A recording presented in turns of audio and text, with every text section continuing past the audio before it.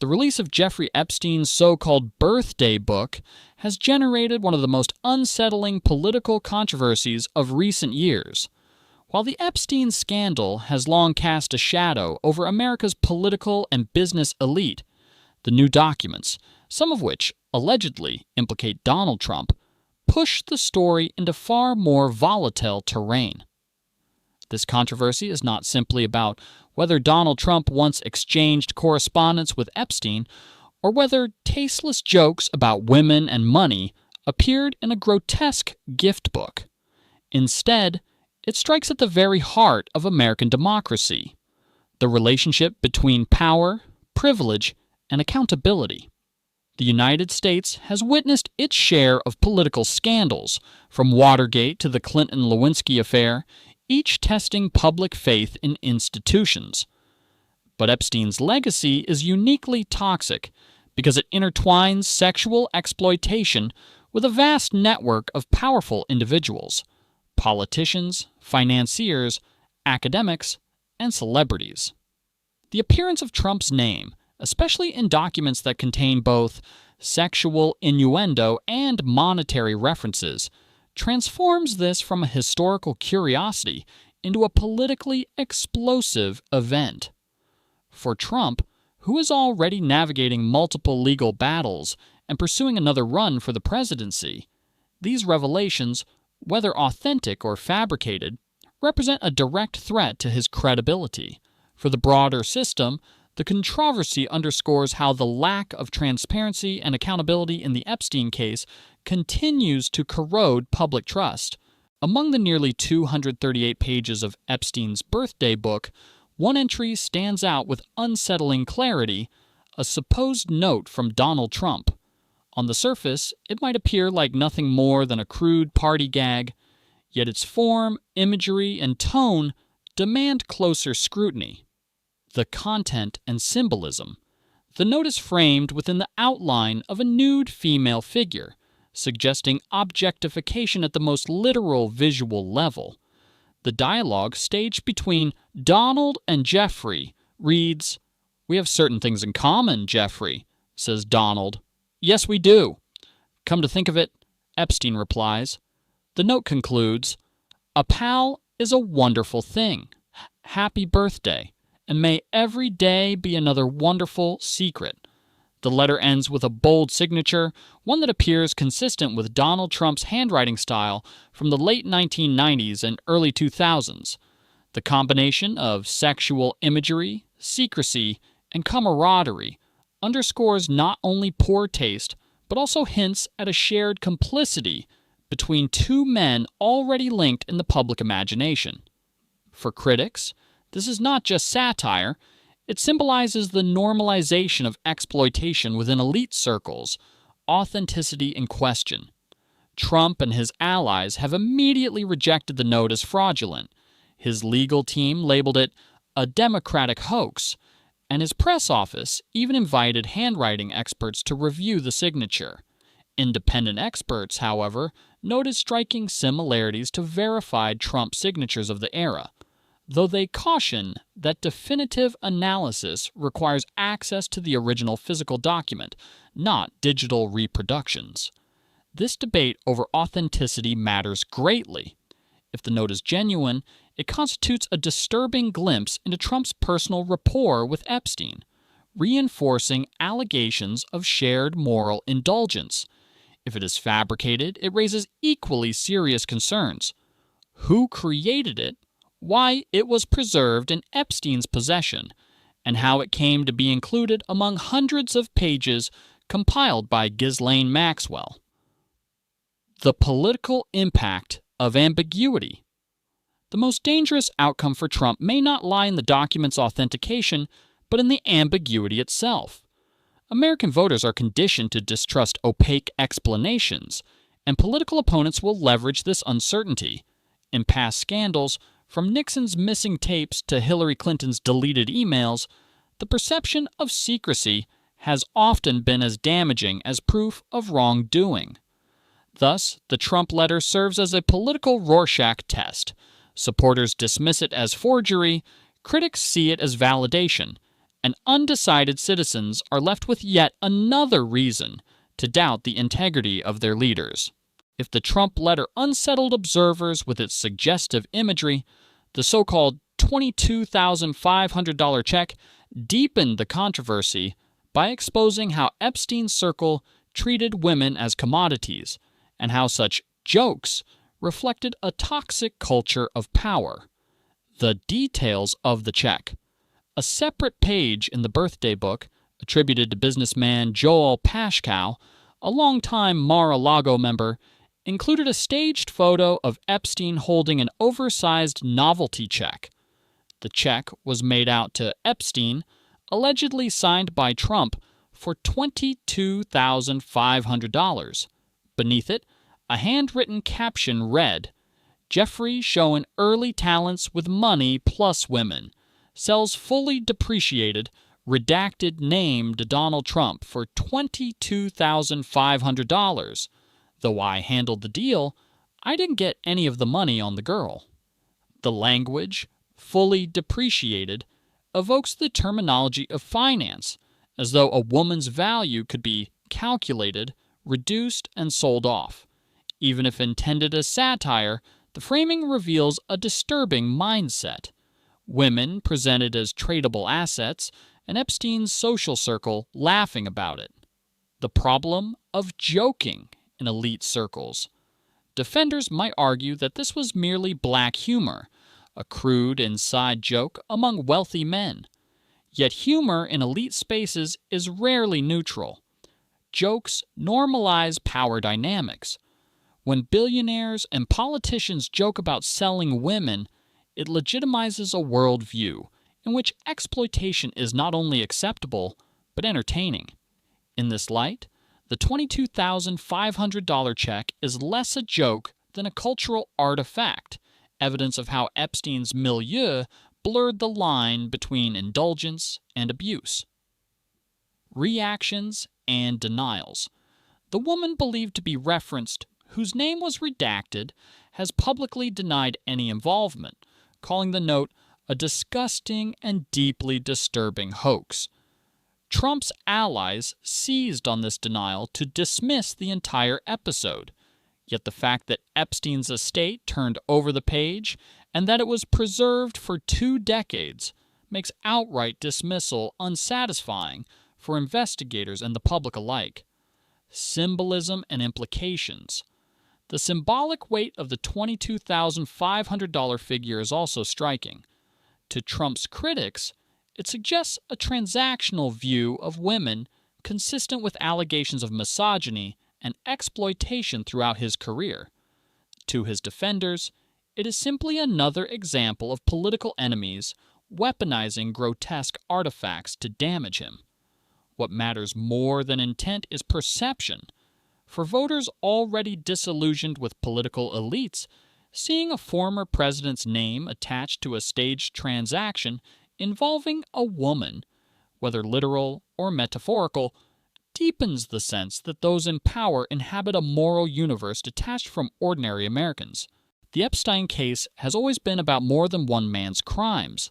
It has become a referendum on institutional credibility in the United States, an indictment not just of Epstein and his enablers, but of the government's ability or willingness to hold powerful individuals accountable. The latest controversy involving Trump intersects directly with this broader narrative, particularly in light of leaked claims suggesting that the FBI and other agencies deliberately withheld critical information. The leaked audio and its implications.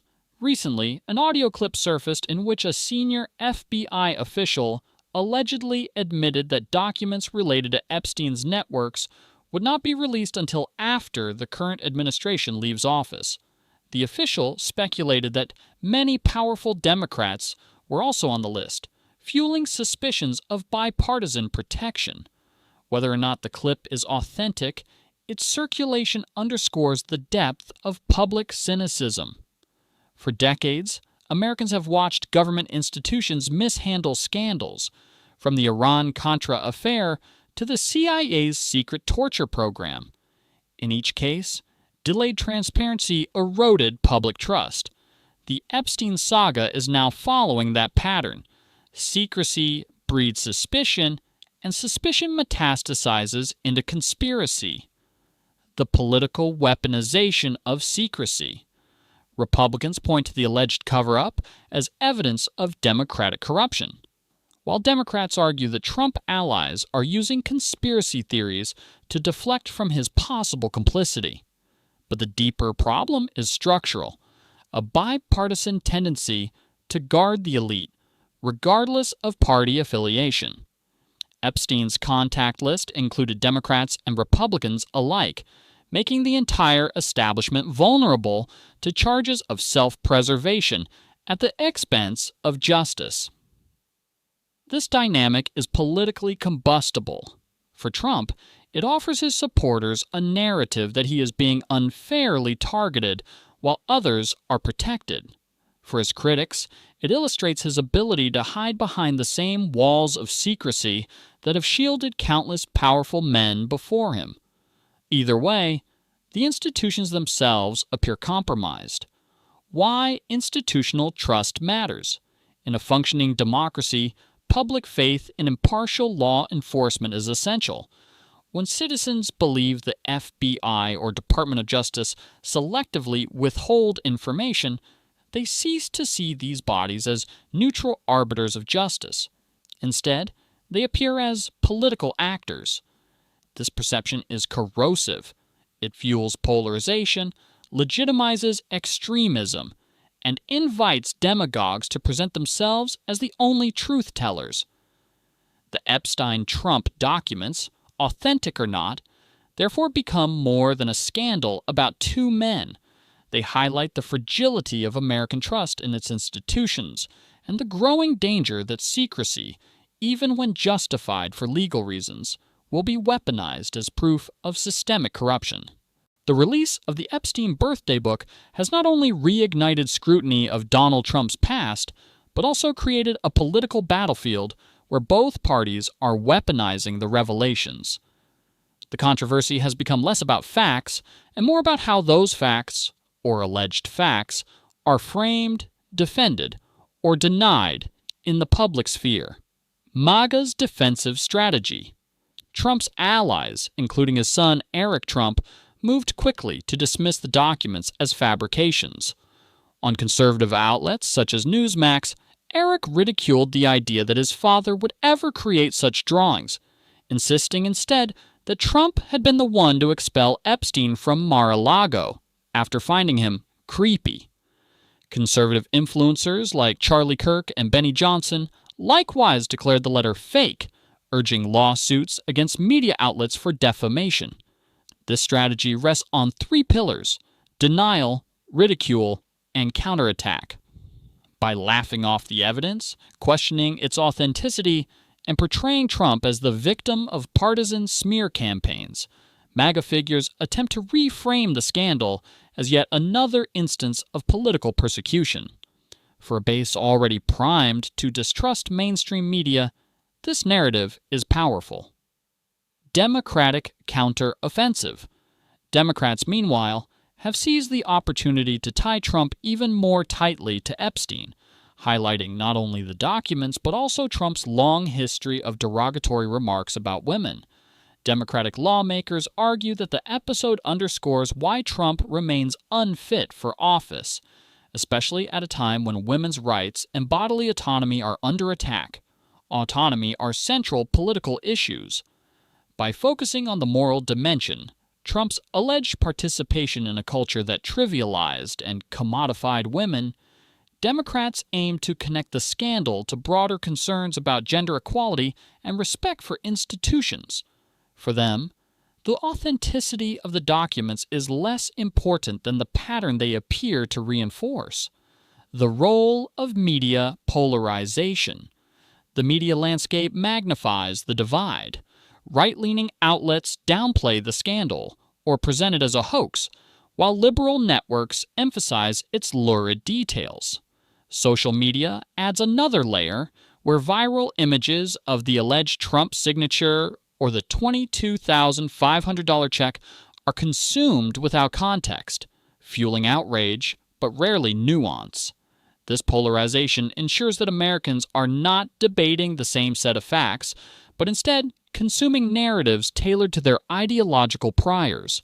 In such an environment, perception becomes reality, impact on public opinion. Polls have long shown that Trump's support base is resilient, often immune to scandals that would sink other politicians. Yet the Epstein connection cuts differently. For swing voters, especially suburban women, images of Trump linked to Epstein's grotesque humor risk reinforcing negative perceptions about his character. Even if dismissed as forgeries, the mere association is damaging.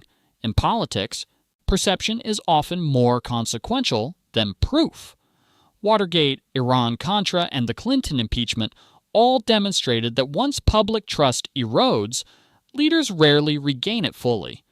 Trump may survive the scandal within his base, but among undecided voters, the birthday book revelations could deepen doubts about his fitness for the presidency. The Epstein documents, whether authentic or fabricated, inevitably invite comparisons to past American political scandals. History does not repeat itself, but it often rhymes. And in this case, the echoes are unmistakable. Watergate and the power of secrecy. The Watergate scandal was not merely about a break-in, it was about the cover-up. Nixon's downfall stemmed from the perception that he abused the machinery of government to hide the truth. The Trump-Epstein controversy similarly hinges on secrecy. Even if investigators never confirm the authenticity of the birthday book entries, the suspicion of concealment by Trump, by Epstein's estate, or even by the FBI may be enough to taint public opinion. Clinton-Lewinsky and the politics of morality. The Clinton-Lewinsky scandal exposed how personal indiscretions can reshape political careers. What doomed Clinton was not only the affair, but the broader moral debate it triggered in an era of family values politics. The Trump-Epstein story touches an even more sensitive nerve. The commodification of women, a subject inseparable from broader debates over gender, power, and respect in public life. In a post-Me Too era, this moral dimension is magnified, leaving Trump vulnerable among voters already skeptical of his treatment of women. Epstein as a unique catalyst. Unlike previous scandals, however, the Epstein case implicates an entire ecosystem of power. His connections spanned both parties, global business, and academia. Thus, every new revelation risks widening the circle of suspicion. Trump may be at the center of the current storm, but Democrats are not immune. The bipartisan discomfort ensures that the scandal cannot be contained within one political faction. The future trajectory. So where does this leave the Trump-Epstein narrative? Several outcomes are possible. Forensic resolution. If experts definitively authenticate or debunk the documents, the scandal will either harden or dissolve. Yet given past experience, such clarity is unlikely. Perpetual ambiguity. More probable is a scenario where doubts linger indefinitely, weaponized by both sides as political ammunition. Broader erosion of trust. Regardless of Trump's fate, the true casualty may be institutional credibility. Each new revelation that appears withheld or manipulated deepens the perception that elites operate under different rules than ordinary citizens. Final assessment. The Epstein birthday book may never provide smoking gun evidence against Donald Trump, but it does not need to. In the realm of politics, perception, symbolism, and narrative often matter more than proof. Trump's name, written alongside crude jokes about women and money in Epstein's orbit, becomes a symbol of America's unease with its leaders and their entanglements. The future of the Trump-Epstein narrative will not be decided solely in courtrooms or congressional hearings. It will be decided in the minds of voters who must weigh not only whether they believe the documents are authentic, but whether they are comfortable with what the episode represents: a political culture where secrecy, privilege, and the abuse of power remain disturbingly familiar.